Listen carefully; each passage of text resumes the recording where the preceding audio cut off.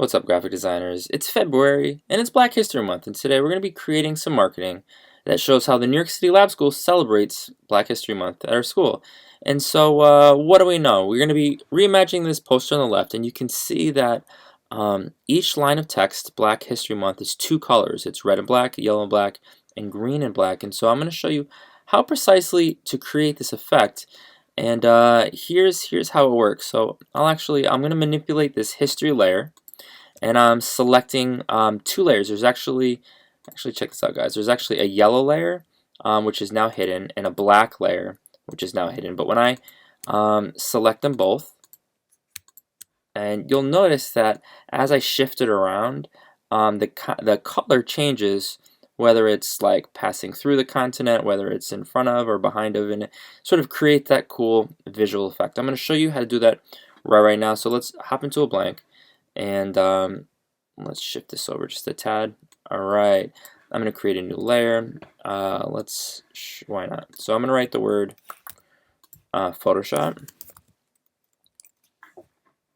Sometimes if I don't see it, I don't remember how to spell. Okay, beautiful.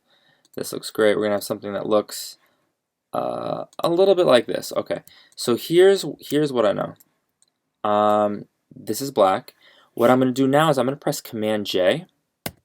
And I'm going to change the top color from black to, let's say, blue.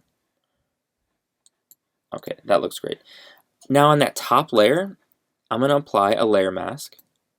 And when I paint black through it, the blue is going to presumably disappear and reveal the black underneath. And there you go. Do you guys see that? And so, actually, I'm going to change the color so it's something a little bit more, so there's a little bit more contrast. So I'm going to make this, you know what I'll do? Make this one a light green. Okay, sure, we'll try this once more. And so you'll notice now that when I pull away the top layer, that green layer is underneath. And I'm going to click B for brush, and I'm painting black. And you'll notice when I paint through it, when I paint black, the blue disappears, the green is revealed underneath. And then if I press X, and I can swap white to the foreground, it's simply painting over that layer mask, and we're reverted to the original image. Now, here is what's a little bit tricky, is that we're going to be including the continent Africa in here. And so actually, let's just start about like how we're going to build this project. So I'm not going to give you a blank. Instead, what you're going to do is you're going to go to File, New. We're going to go to Print. You're going to click Legal. We're going to make it Orientation Landscape Mode. We're going to press Create. Beautiful. And we're going to have something that looks a little bit like this. Okay.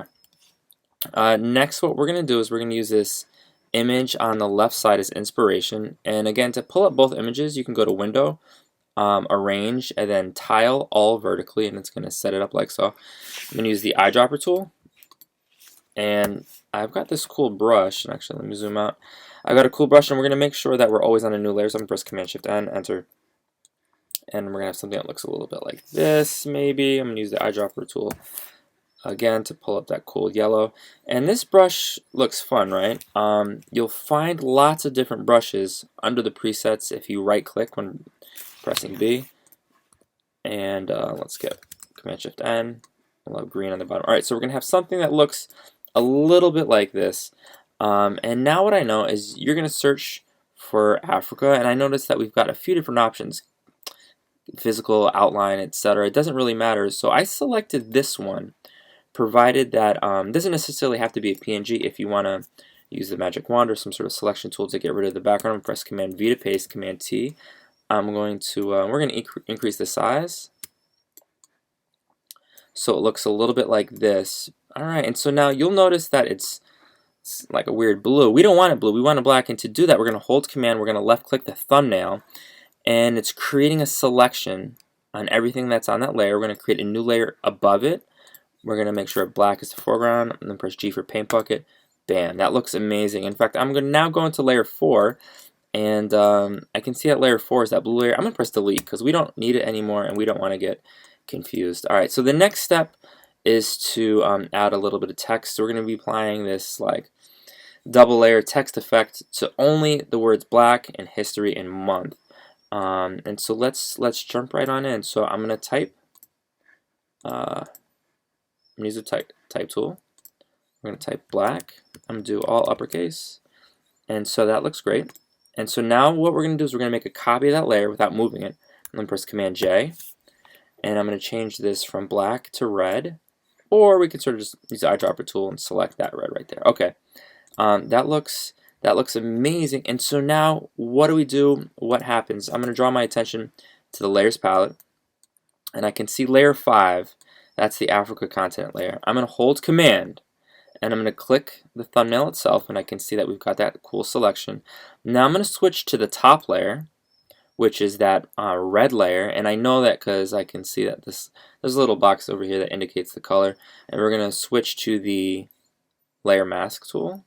Add a layer mask, and bam, there we go. Everything that's outside the continent of Africa disappears, and I know that if we hold Command and we click, we can shift this to, oh, and you know what, guys? So the reason the color isn't changing is because I didn't unlock it. I didn't like separate with that little link. So we're gonna hold Command. We're gonna click. There we go. We got both. And so now when we shift it around, you can see that when the text is inside Africa, it's red, and when it's outside Africa, it's black. If we wanted to press Command T, we could increase the size, and it still holds true. What a really, really cool effect. I like this. I like this so much. All right, so you're going to have something, you're going to produce something that you think looks awesome. I like that right there. Let's do one more, and then you guys are going to jump in. So I'm going to create a new layer, and I'm going to write history. Okay, yikes. I'm going to shift it over like so. We're going to duplicate the layer by pressing Command J. I'm going to press T, and I'm going to change it from black to, use the eyedropper tool. You could select yellow, but I like that right there. Okay, so now that the black text seems like it disappeared, right? But it's just underneath it. And so I know now we're going to create this selection on layer 5, the Africa continent layer. I'm going to hold Command. I'm going to click the thumbnail. I'm going to switch back to the top layer, the yellow history layer. We're going to add a layer mask. Wow, that looks awesome. I'm going to click that little link. And so now I know that we can increase, decrease the size. And whenever history is inside Africa, it's going to be yellow. When it's outside Africa, it's going to be black. And I think it looks spectacular right there. I cannot wait to see your work. You're going to make sure that you adhere to the template. You can include the logo and some fun text. Let me know if you have any questions. Good luck.